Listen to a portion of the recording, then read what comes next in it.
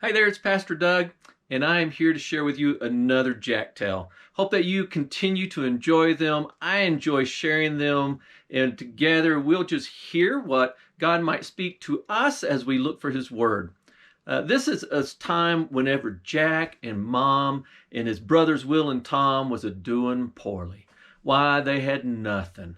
Why, they had worked in the field, Tom had plowed, but this season just nothing come up.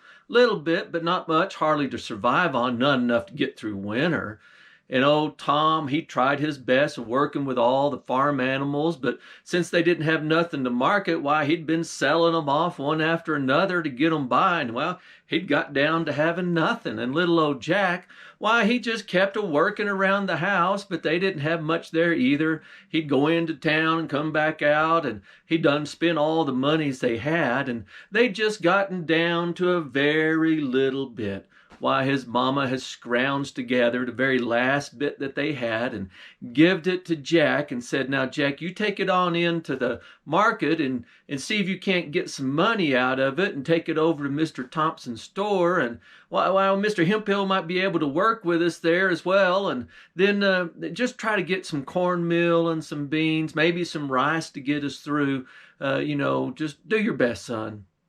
Why, Jack said, I'll do it, Mama, I will. I'll do my very best. And so Jack took off to do his very best to see if he couldn't get him something to get him on by. Why, he went through and started getting down there, and why, he took up the last of the corn that they'd had that could take down to the miller, and he ground it up and used it for flour, and he'd give him a little bit for that. Jack took the little old last few chickens that they had with them that Will had set off to the side because he was hoping he might get to eat them. And why, he'd sold them at the market and got a little bit more money too. And why, he did. He got them a great big old 25-pound bag of flour and another 25-pound bag of rice. And that was going to be enough to get them on through, at least for a good while. It was a pretty good deal for what he had traded. Why, he just seemed like he came back with twice as much. Little old Jack, being even little, he just picked up one on one side and one on the other, and he was just carrying them through and lugging through, and oh man, he was getting tired. And he decided that he's going to have to take him a shortcut to carry all that weight home. And so he just started moving up down through the woods. And as he was going through the woods, why, he come across a little old lady. Why, she looked like she is nothing but skin and bones. Jack had seen her a time or two, and she always looked pretty healthy and pretty good, so he didn't pay her no time or attention. But this time she was just all crippled over, and she was all bundled up. And whenever Jack come by, she just raised up her little finger and pointed it right at Jack and said, "Oh, hello, Jack. You don't have anything to help out a little old woman, do you? I just don't know how I'm going to make it through this year. It's been an awful tough time for everybody around. Why, you look like you got some good foods with you. You don't have anything you might share with me?" Why, Jack recognized her right off the bat. Why, that's the very same witch that he dealt with time and again. He just had those things up there in his mind started wheeling and thinking about all the times she'd caused trouble, all the times that she had got folks into a bad bind, all the times she had tricked people and hurt people. And why, Jack just looked at her and said, "You don't look too good." She says, "Oh, I'm not. I don't even have the strength to run no more. I can't hardly do nothing. Well, I sure am sorry for lots of things that I've done, but I was so mean, I don't think there's nobody who ever do anything nice for me." Jack just looked at her and said, "Well, I tell you what, I can give you about something here, but you're going to have to trade me for it. I need to make sure you're good to your word." Why, she said, "Oh, Jack, I don't really have anything here to even offer. About the only thing I got is this big old bear trap. Well, I'm too weak to even set it. I was hoping to bring it out here in the woods and catch me something that I could smoke up and string up and get some meat from, but I don't even think I have the strength to do that. But you might. It's a good trap. It served me well. I hadn't gone hungry yet, but I've always been able to use it. But since it's useless to me, I'll trade it for you. What do you give me for it, Jack? Oh, Jack got that compassion a going, and he saw that poor old gal, and he just said, well, I can't give you everything, but I'll tell you what I'll do. And this is a generous offer, and I can't say that you might deserve it, and I don't know if I've ever done any trapping before, but I'll take your trap, and why, I'll give you half of what I got. That old woman said, oh, Jack, that's just generous. I can't believe you'd do that for me. So Jack got her, and she produced a couple of bags out of nowhere, and she filled up half the cornmeal and half of the beans, and she just took off with it. Jack couldn't believe it. He says, why, that gal, she could, well, I hope it does well for her. But before she was all the way out of sight, she turned back around. She said, now, Jack, you use that bear trap. I think it's going to be the very thing that you need, and you're going to end up thanking me. Jack said, likely. And she went on her way. But Jack had made a deal, and so he took that bear trap, and he carried his sacks, and he went on his way. Why, Jack's mama was furious. Tom couldn't believe it. Will was a blowing his top. They couldn't believe that Jack had given away half the stuff that was going to get them through, even though they'd have to supply it. And why, they were saying, Jack, a bear trap? When's the last time you seen a bear around here? Why, we've got witches. We need a witch trap or a giant trap or anything like that, but a bear trap? Jack, it's too big. It won't go around a rabbit. It ain't no good for catching deer. Why, they're just too light on it. Oh, Jack, we're in trouble now. Why, Jack was feeling awful sorry for himself. He'd done blown it again. Here he was with the best intention, and his kindness got the better of him, and now he's in trouble for, doing what he thought was right.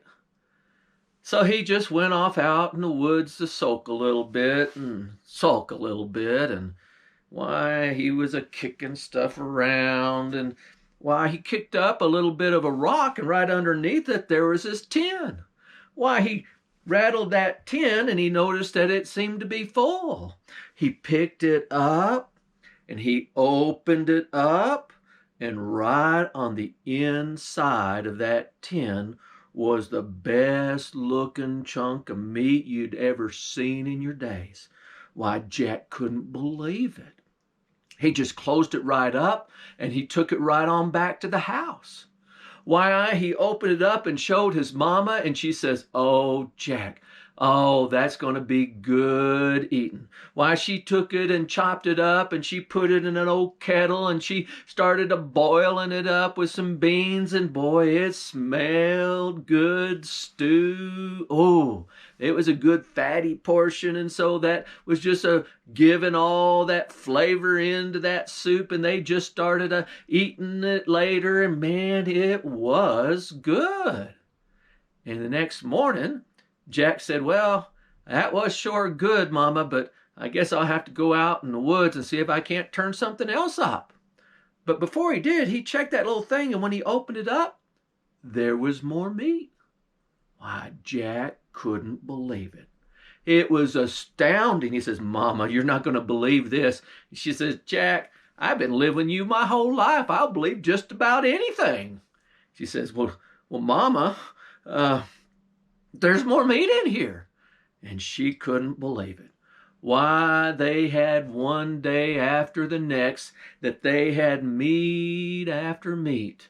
And Jack, why, he didn't know what to do with it. Well, things was a-going pretty good for him, and Jack was a-playing around, and he didn't know what to do, and why, things were going well until the winter started coming on. And they was a snug up into their cabin, and the snow was a-flying, and they was enjoying a good meal whenever they heard a rustling out in the woods, a snapping and a cracking and a grrr, grrr, and they knew what that was. This was the wrong time of year to be hearing anything like that. Every bear ought to be snug in their cave, a-sleeping off the winter so they can get along in the spring. But it sounded like one. Why, Jack went up and opened the door and looked out, and there coming up out of the woods was the biggest bear he'd ever seen, and it was a-coming up there, and it was saying, "Oh, who got my tin? Someone's got my meat, and I aims to get it back. That's what I'm going to do." Jack didn't know what to do, slammed the door shut. Will and Tom had heard it too. They put up big old boards behind it to keep it thin. They put their shutters on their windows down tight and closed it. And that old bear kept it coming. I smell it. I know where my tin is, and I'm going to be getting it, and anyone who's stolen it from me, well, I'll probably just eat 'em up. Jack was scared to death. His mama says, "Oh, Jack, what have you done to us? What have you done to us? I knew it was too good to be true. And now look at that. That old bear just got up onto their porch and it banged on their door, but it held. It went crawling and moving around to the side, and it banged on their windows. I smell my tin. I smell my tin. Oh, you're going to pay for this. I'm a-starving and a-hunger, and I'm a-ready to get what I want to." It was going all different ways trying to get in, and it couldn't get in at all. Jack didn't know what to do. His mama hid up in the attic. His brothers hid down under the floorboards. And old Jack said, "Oh, I got us into it. Got to get us out. Got us into it. Got to get us out." And that's when Jack remembered that bear trap. Why, he took that bear trap, and it took everything he could to and snap it open. He slid that bear trap right into the middle of the fire and covered it up. He moved that big old kettle back out of the way that they'd been using for soup. He just wafted everything up their big old chimney. And then he started saying, "Oh, no. Oh, no. Oh, big old bear, we're so sorry. We'll give you your tin back." And the bear says, "Too late for that. I'm going to figure out a way to get in." And Jack said, "Oh, you can't get through our doors. No, can't get through our windows. No, but our chimney. Oh, no. Oh, no. Don't go up through our chimney. We can't close it." And that bear said, "That's exactly what I'm going to do." And that bear just started a-climbing up their cabin. They could hear the claws a-scratching and a-clacking. It got up onto the roof, and it moved up over to the chimney, and it started a-wiggling its way down, screeching in through. Jack looked up there, and it was a-coming down head first. And he just looked up there and says, "Oh, what big eyes you have." And that old bear said, "Better to see you with. I sees you, Jack, and I knows you the ones that stole from me. I'm going to get it back and pay you back." And Jack, when he was a-talking, said, "Oh, and what big teeth. Oh, what terrible teeth." And he said, "Oh, better to eat meat with, Jack. Yes, it is better to eat meat." He kept a-clawing himself on the way down, pulling himself through that chimney. And Jack looked up in there, and he said, "Oh, and what terrible claws you got. Oh, awful terrible claws." And he said, "Oh, better to pull you apart, Jack. Better to pull you apart."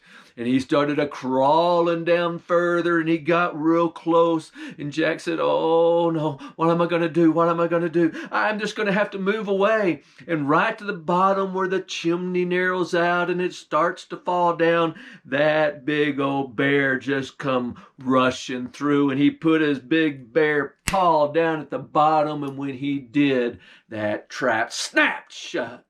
And when it did, why, that bear couldn't believe it. He's trapped. And he says, oh no. Oh, what am I going to do?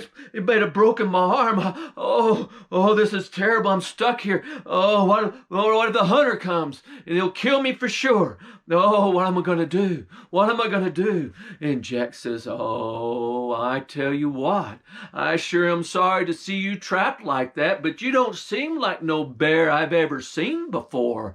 No, you're a talking bear, and that only means magic's at work. Why, something's got to give. He says, oh, there's a terrible magic there is.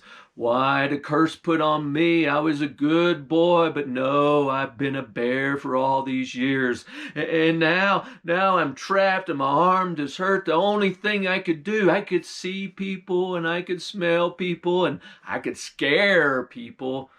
But because the only thing I could do was eat meat from that tin, and now I'm starving to death. And now look at me, I'm trapped and I can't get nothing, and what am I going to do now? And Jack, why, he felt sorry for that bear.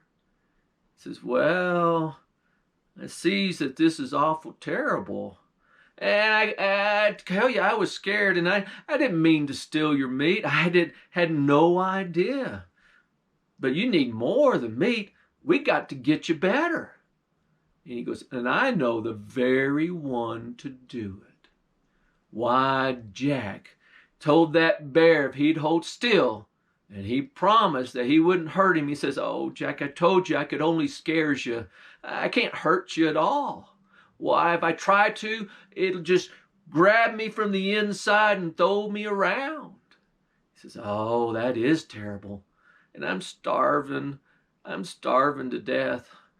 Jack says, well, I'll tell you what, I'll help you out. Jack opened up that old bear claw and got it out, and that bear pulled his paw out. He got down there in the middle of the cabin, and he's only on the 3 legs. He couldn't go nowheres. And Jack says, oh, I am so sorry I hurt you like that. Oh, I really am. But you know, I was scared. I was just trying to protect myself. Once you have something to eat, he opened that tin and he gave that old bear some meat, and that bear just ate it down. He said, oh, I'm feeling much better. I am. I'm feeling a whole lot better. But look at me, Jack. Why, I roamed the forest and I hurt and scared people, and I tried to keep my tin hidden, and can't believe you even found it. It was just probably dumb luck. Jack said, Al, that's all it was. But I'll tell you what, the whole reason I was even ready and was told that I might need this bear trap is because of the little old lady that I held. And that bear said, was she small? Jack said, yes. Did she point her little finger up? Yes. She's the one that got me in all this. So Jack led that bear out the house, took that tin with him, and they started a-walking out and through the woods. He carried that old bear trap with him, got all the way back to the place where he saw that little old woman and where she went off in the woods, and just followed it through. Why, that bear knew exactly where to go, and they ended up at that old witch's house. They got up on the porch and knocked on her door, and she said, oh, I can't open the door. I'm not well. Go away, you might catch what I have. Oh, I'm so old and poor, oh me. Jack said, well, I'll come in and help you, and I brought a friend that you might remember. he opened her door, and when she saw that bear, she said, oh, not you again. Don't you remember our deal? It was fair, it was. Yes, it was. You wanted to be big, and you wanted to be strong, and you wanted to scare everybody off so that you could have your way. And that's exactly what you got. That bear said, oh, it's not what you said. Well, maybe it was, but you tricked me, that's what you did. And he started getting close to her. He says, now take a look at me. And it's time for me to come to you. Why, he bared those claws, and he bared his teeth, and he stared at him with those eyes, and he jumped toward her, and she cringed to say, oh, help me, where's my bear trap, where's my bear trap? And Jack said, oh, wait, I'll give you your bear trap back to protect you, but you got to let this bear go. And I don't mean by just turning him loose, but out from your spell. And that witch had forgotten that that bear could only scare. And she agreed, and she grabbed that bear trap, because she had been afraid of that bear ever since, because she knew that the only person that he could hurt was her. And so when she grabbed that bear trap, why, that bear just fairly melted right into a young boy. Why, Jack couldn't believe it. And that boy looked at himself, and he said, oh, law be, look at me, I'm free. And he turned, and he runs off. And Jack, why, he took that tin of meat, and he opened it up, and there was nothing in it, because the spell was broke. So he closed it and left it with that little old woman. He says, now, witch, I've helped you time and again, and I'm going to let you be. But I hope you let this be a lesson to you, and that you just might change the way you are. Well, I know that I'm changed, and that bear certainly is. And Jack went on back home, and he told his mama and his brothers Will and Tom the story that he had to tell, and about the boy that got free. And they said to themselves, well, that's all good, but what are we going to have to eat? Jack said, well, we'll get through. I just might have to go seek my fortune again. And that's the end of that. Now, I tell you that story because sometimes we may not think that being generous is the right idea, even if it's generosity to someone that we don't care for or someone who has hurt us in the past. But God tells us that we are to love everyone, including our enemies. And that's the end of that.